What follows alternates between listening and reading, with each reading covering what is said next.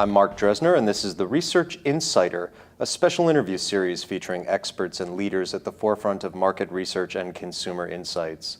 The Research Insider is brought to you by the Market Research Event, the largest and most comprehensive conference in the world dedicated to elevating the business value of insights. Joining us today is Jim Newswanger. He's the Social Research Manager at IBM. Jim, welcome to the program. Thanks, Mark. IBM has entered into a partnership with Twitter. What can you tell us about this? It began in October of last year, and it combines the best of Twitter with the best of IBM. So up until the partnership, Twitter was available in about 3 different types, either small, medium, or large. Large is often called the fire hose as a license to people who are interested in analyzing Twitter. IBM now has full fire hose access to all of Twitter. In exchange for that, we are applying IBM's deep insight through the Watson heavy-duty computing analysis to attempt to help them to find more meaning than they've already been able to find in analyzing Twitter data.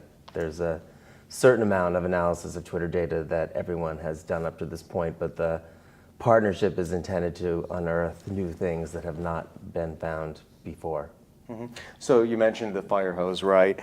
How do you analyze this information, and can you give me an idea of what kinds of information are in the fire hose? Are there methodological particularities to how you go about it? Yeah, the first thing to know is past the 140 character text that we all know in a tweet, there are about 150 metadata elements that tell you information about the tweeter. Things like how many followers the person has or the source has, because it's not always a person. Sometimes it's an entity like an organization, and sometimes it's spam, which we can get to. But the metadata is used to describe information about the individual or source where the tweet is coming from. This is extremely useful in identifying people who are most influential.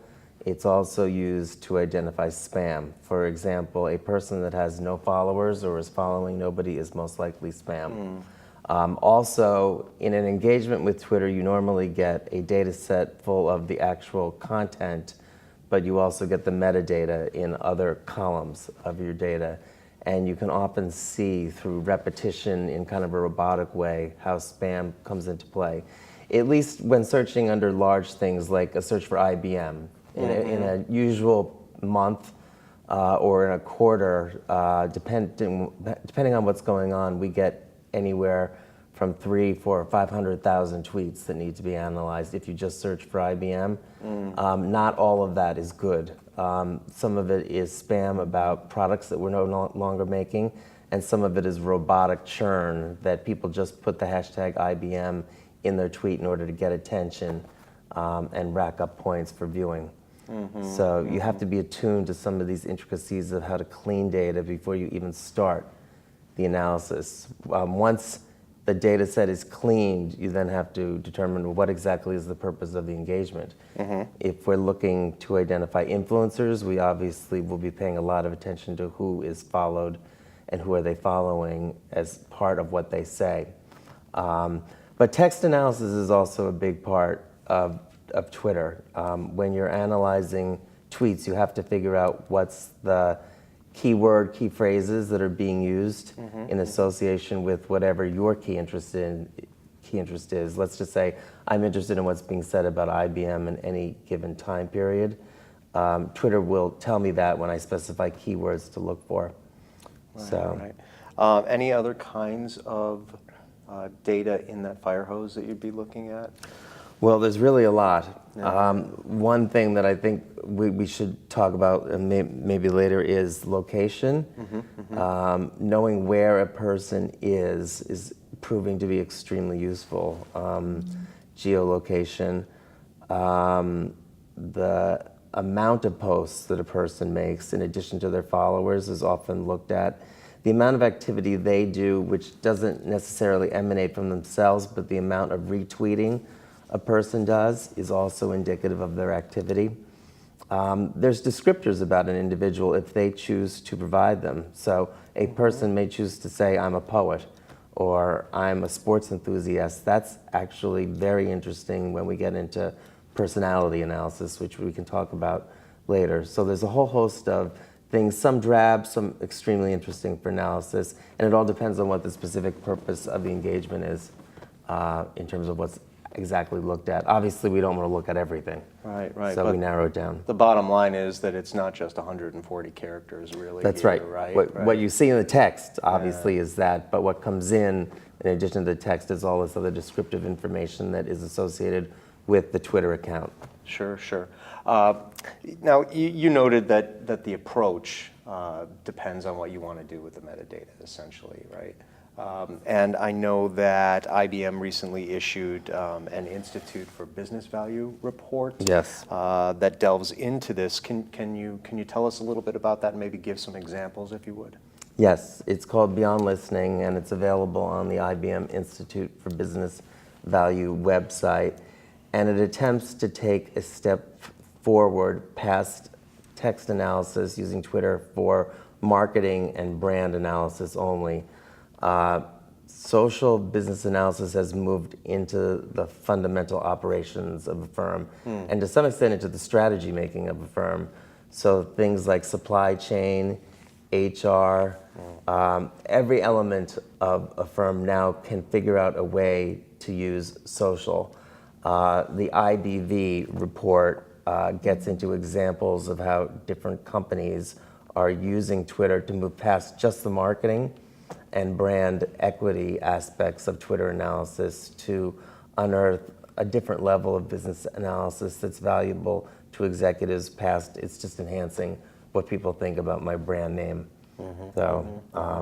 That's proving to be particularly valuable to the C-suite. Okay, okay. And so can you give me some more, can you elaborate on that? I mean, how would that work? Probably the most interesting example is, well, there's two that I can think of. Yeah, yeah. One is in the area of influencer identification. Many people use Twitter analysis to identify who they might choose to be an endorser for a product, or who they won't choose to be an endorser based on their Twitter profile. People also use their Twitter information to identify who they want to invite to events as influencers or advocates. Again, also not invite to their events to promote or not promote their brand. Most companies sponsor events where they specifically target at least some people who are active socially in order to spread the word past the conventional media. You see this a lot in fashion. Fashion is one industry that has a whole bunch of activity on Twitter and blogging, where now in the front row, in addition to a traditional editor of a magazine, you will see the whole barrage of bloggers and Twitter folks assigned to the front row because they've become important. The other area past influencer identification that's particularly interesting is supply chain. Yeah. Companies are using Twitter to identify where people are who are talking about supplying things that are relevant to their inventory. For example, right now, the flu. If people start tweeting about being sick, colds, or where should I run to the store to get a particular cold medicine, or tweeting about is there a doctor in the house who can recommend a treatment for me for whatever my medical ailment is. A lot of convenience stores who also function as kind of semi-pharmacies or full pharmacies can use that information in order to get a little bit of advance warning of how they need to stock up or down for a given seasonality issue, like being sick. But it's not only being sick. I mean, if an area is hit with early summer, for example, it means you're going to need sun products earlier than usual or later than usual. But these hints about what's going to happen outside of the projected pattern that most companies have are very useful Twitter indicators. Now, you touched on Watson Personality Insight earlier. What can you tell us a little bit about that? How can it be applied to social data?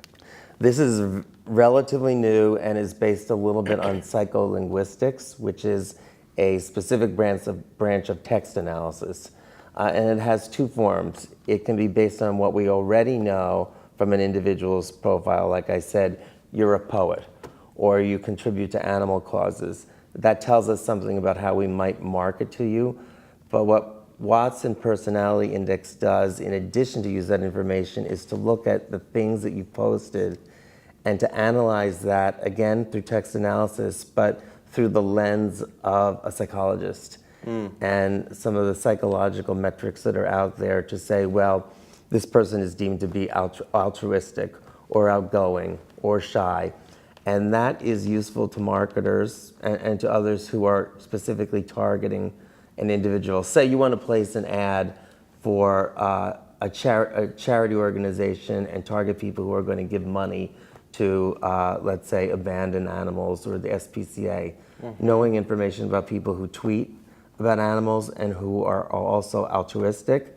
And additionally, if you know that they're a pet owner from their profile, looking at where they subscribe from their profile to different magazines or magazines that fit a demographic profile of an individual like that really helps identify where you might place advertising. Yeah. So that's very useful.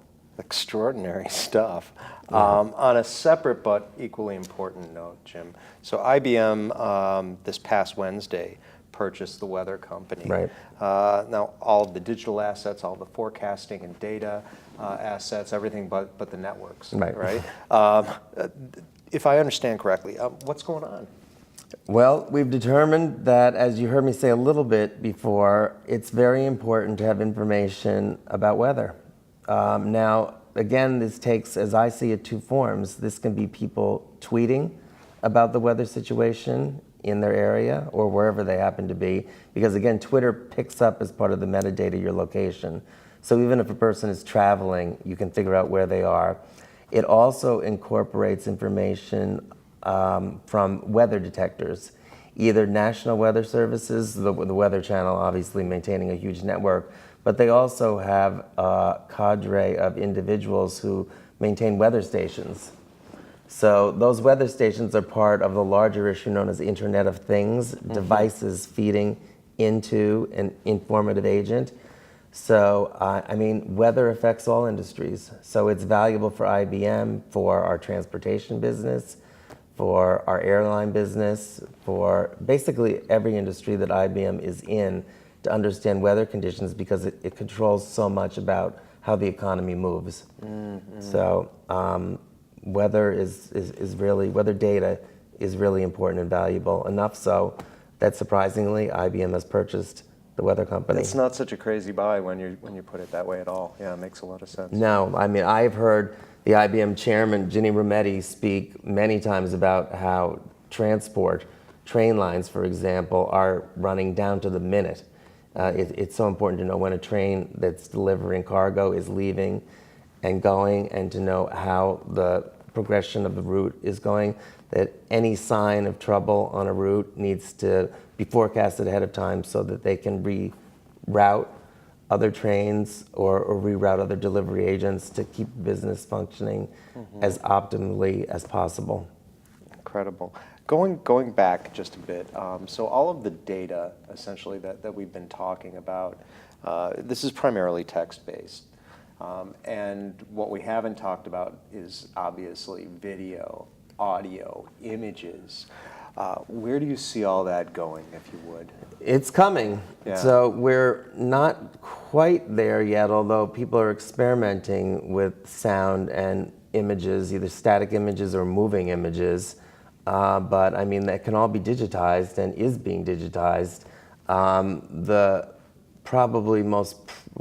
One of the examples of images that IBM is working with right now with a number of major medical centers is analysis of x-rays with radiologists to help determine the early detection of things that a radiologist might not see, or to assemble a corpus of supplementary materials for radiologists that they can consult when trying to make a definitive diagnosis, because it's not always obvious, particularly in the early detection of cancer, what's being shown on an x-ray.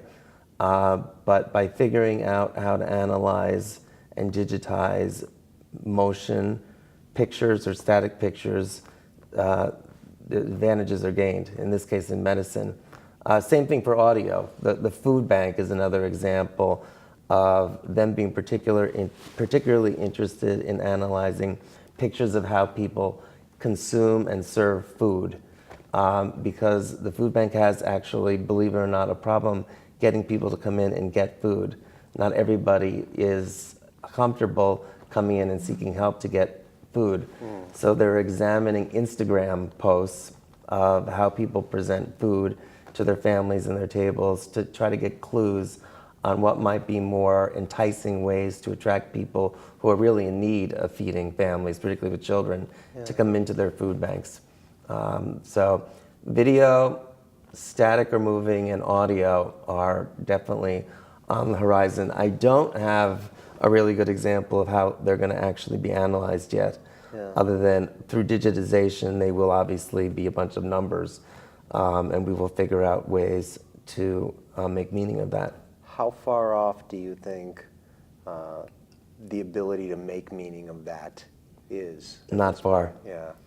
Probably 1 to 2 years. Wow. I mean, radiology is already here, Right. actually. So, I mean, some of the more important things, medicine being at the top of the pile for IBM, anything related to pharmaceuticals and the health of the population in the United States or worldwide is of concern to IBM and big business. So radiology is obviously one of the first places we've gone. But exploration of space is another area. So, climate change and being able to analyze pictures from satellites is another big area. I don't need to tell anybody about the importance of climate change and the debate about how much attention should be focused on climate change, but the analysis of imagery from satellites looking at weather patterns and climate is, again, key. And another, back to the Weather Channel, another reason why all those things tie together. Yeah. Absolutely fascinating. Jim, thank you for coming and You're welcome. sharing all this with us. Glad to do it. Yeah. And that concludes this episode of the Research Insider. If you'd like to know more about the Market Research event, please visit us online at www.themarketresearchevent.com. Until next time, I'm Mark Dresner, and you've just heard the Insight Scoop.